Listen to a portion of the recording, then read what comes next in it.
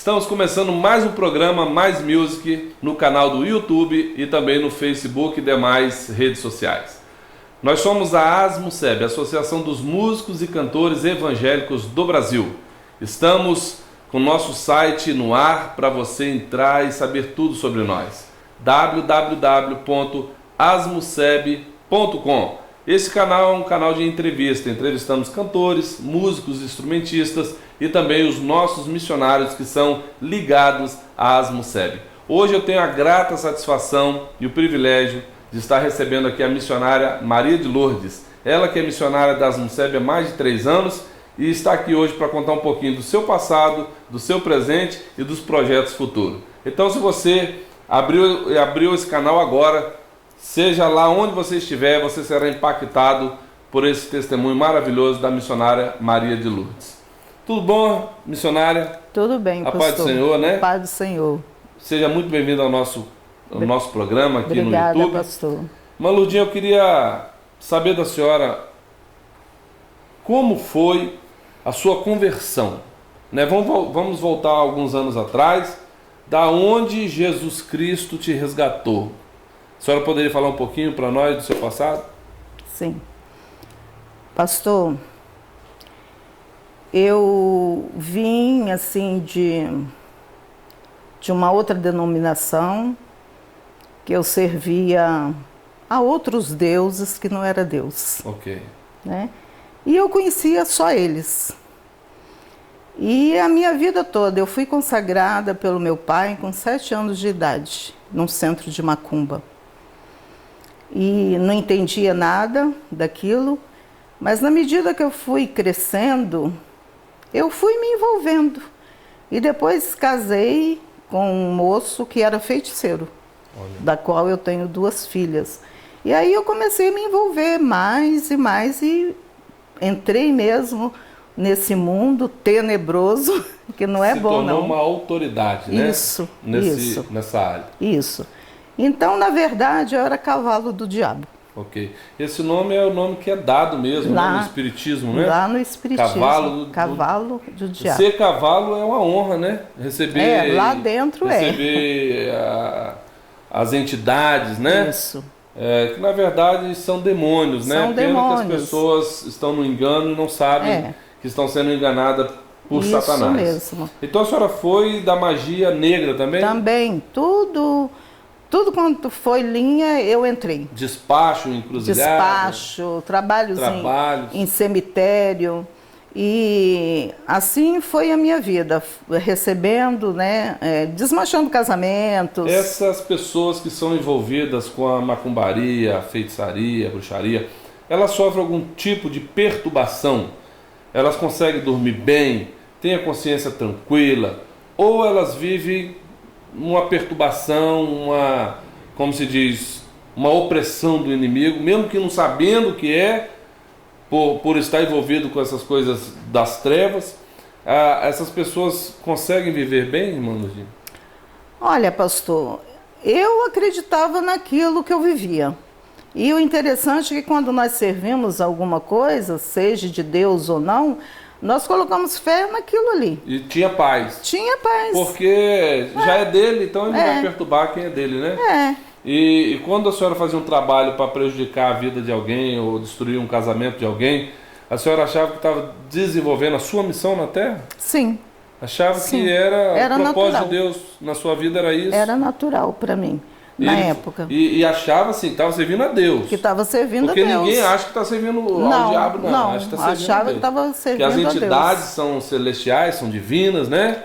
Tem a mesa branca e tem o candomblé. Nós entrevistamos aqui, esses dias atrás, a Vânia Rhodes, que é missionária da ASMUSEB também, e ela estava falando a mesma coisa. Ela comentou sobre isso, mesa branca, mesa negra, né? Mesa negra. E, irmã Lourdes, como é que foi a sua conversão ao Evangelho de Jesus Cristo, à vida evangélica, vamos dizer assim? Pastor, a minha conversão foi quando eu fiz um trabalho na encruzilhada. Essa pessoa, ele estava querendo matar o meu irmão na época. Ok. Né? E ele ligou de madrugada para mim, essa pessoa, e disse assim, prepara o caixão do seu irmão que ele vai morrer essa semana. Misericórdia. E eu disse para ele assim, olha aqui, prepara o seu, porque quem vai morrer é você. Aí eu deitei. Eu costumo dizer que quando nós servimos a Deus, nós ouvimos a voz de Deus. Verdade. Mas quando você serve a demônios, você ouve a voz deles. E eu deitei e o demônio veio no meu ouvido e disse assim, você quer matar ele mesmo? Essa pessoa que queria matar o seu irmão? Aí eu disse assim, quero. Quero que ele morra e ainda vai para o inferno.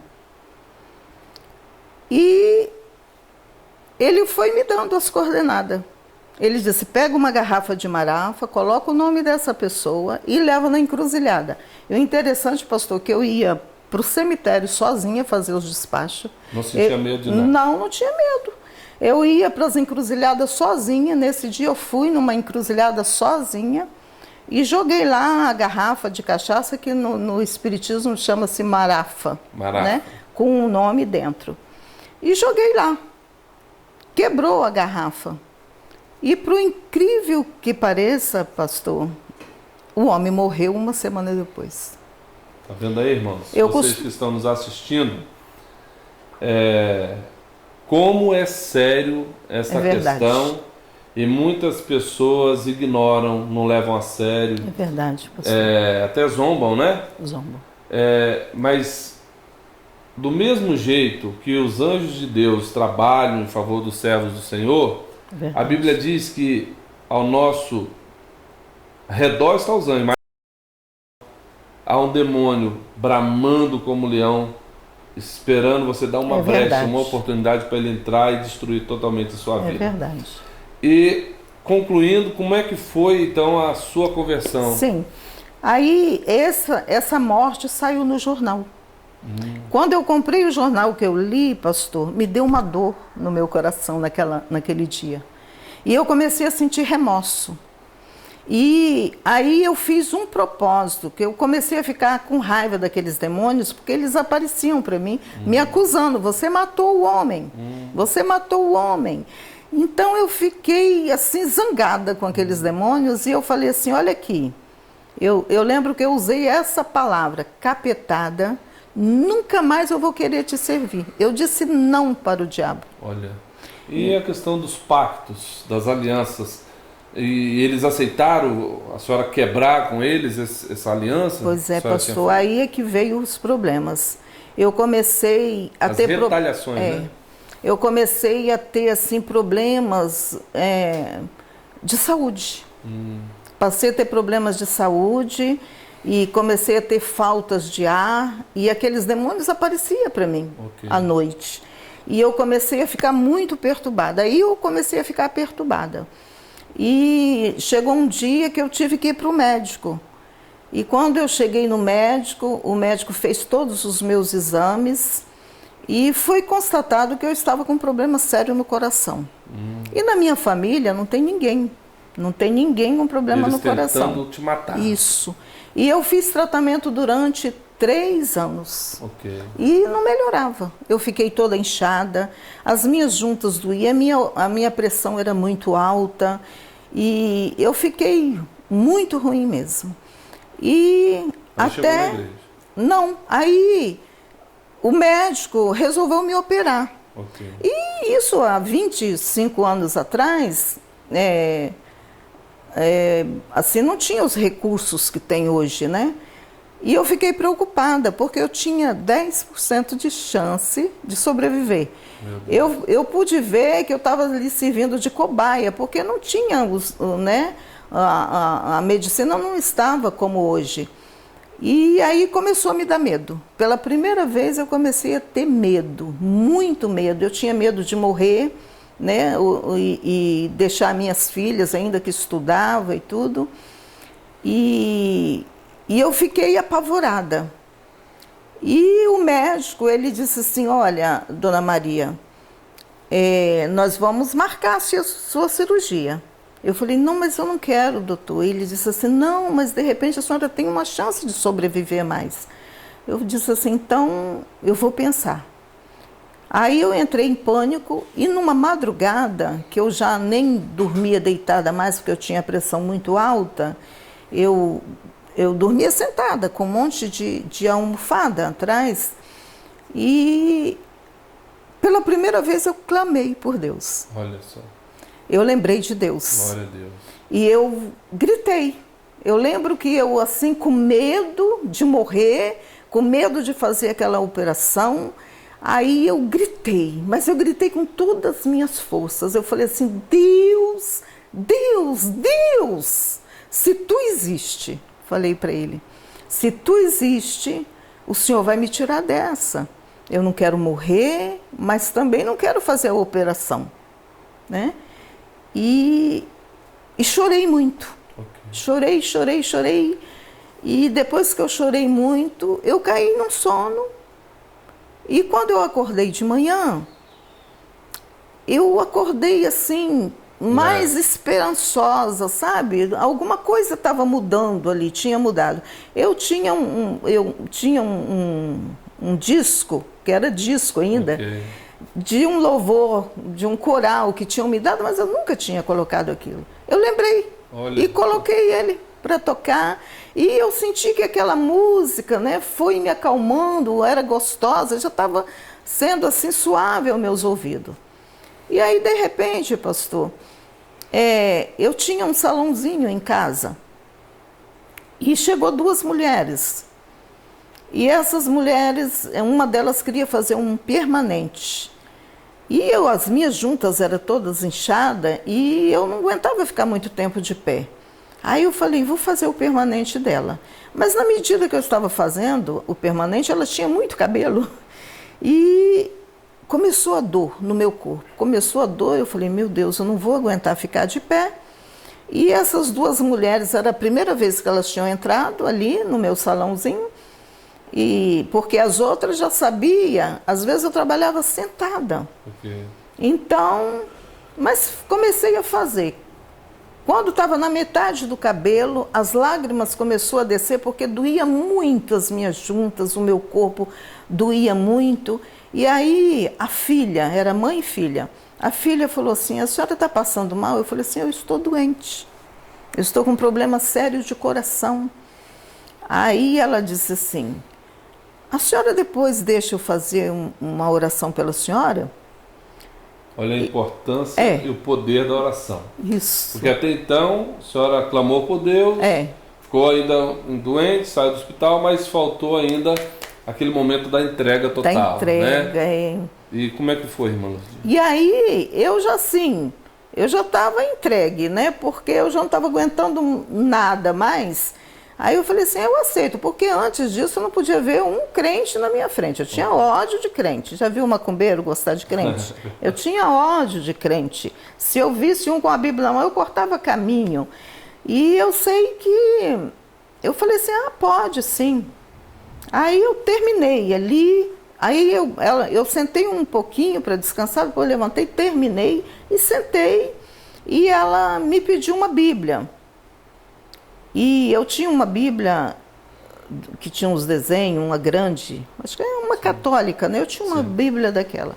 E ela pegou aquela Bíblia e ela leu 2 versículos para mim. Primeiro ela leu João 14, né? João 14, 6, né? Não. Apocalipse 3, 20. Ela leu para mim e falou assim, eis que eu estou à porta e bato. Se alguém ouvir a minha voz, né, eu entrarei e cearei contigo, mas eu não entendia nada. Aí eu falei assim, mas o que significa isso? Ela disse assim, hoje Jesus está batendo na sua porta, na porta do seu coração. E ele está esperando você abrir para ele entrar. Eu falei assim, mas para que ele quer entrar? Meu coração está todo estragado. Ainda falei para ela, está todo podre o meu coração. Ela disse, mas ele quer entrar para consertar, para botar ele no lugar. E aí eu falei assim, mas por que isso? Aí depois ela leu João 3, 20. Eis que eu estou eu sou o caminho, a verdade e a vida. Né? Ninguém vai ao Pai senão por mim. Eu também não entendi nada e ela explicou. Né? Então eu perguntei assim, mas que isso tudo? Aí ela disse assim, olha, se Jesus entrar no seu coração, ele pode até te curar. Olha que legal. Quando ela falou assim, aí veio uma esperança. Aí eu falei assim, então eu quero. Como que eu faço? Aí ela me ensinou, convida ele para entrar no seu coração. E eu convidei.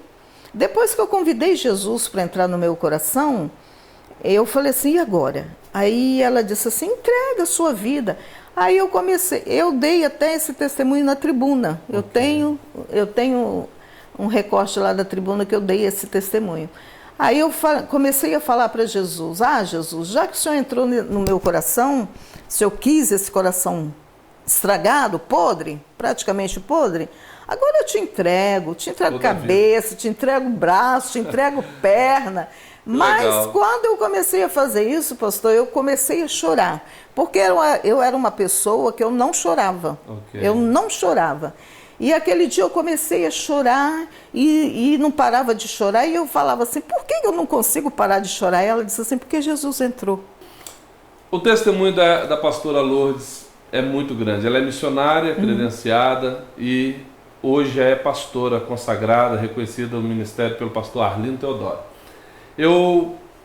Infelizmente o tempo é curto, estou aqui ouvindo e degustando, mas seria legal você levar ela à sua igreja, para que ela conte detalhadamente o testemunho. Glória a Deus. Então eu vou pedir para ela passar o número do telefone, para que você que está nos assistindo possa levar à sua igreja, marcar com ela e ela contará detalhe por detalhe do antes e depois. Qual o telefone, pastora? É 99943-5808. 27? 99943-5808. Pois é, acabamos então de ouvir a pastora Lourdes, que é missionária, tá? Ela é pastora e missionária e desenvolve um trabalho muito grande nos hospitais, dá atendimento às pessoas que estão oprimidas e já esteve na África, precisamente em Moçambique. Tivemos a oportunidade de levar ela pela ASMUSEB, onde ela fez uma grande cruzada e pregou em várias igrejas. Eu quero que você curta a nossa página em cima, inscreva-se, né, no canal do YouTube e compartilhe o nosso vídeo. Você fazendo isso, você vai estar nos ajudando. Se você é missionário e deseja fazer parte dessa equipe, entre no nosso site www.asmuseb.com, preenche lá o seu cadastro e venha fazer parte da família de músicos e cantores que fazem a obra de Deus. Meu muito obrigado, até o próximo programa, se Deus quiser, na paz e na graça de nosso Senhor Jesus Cristo. Tchau.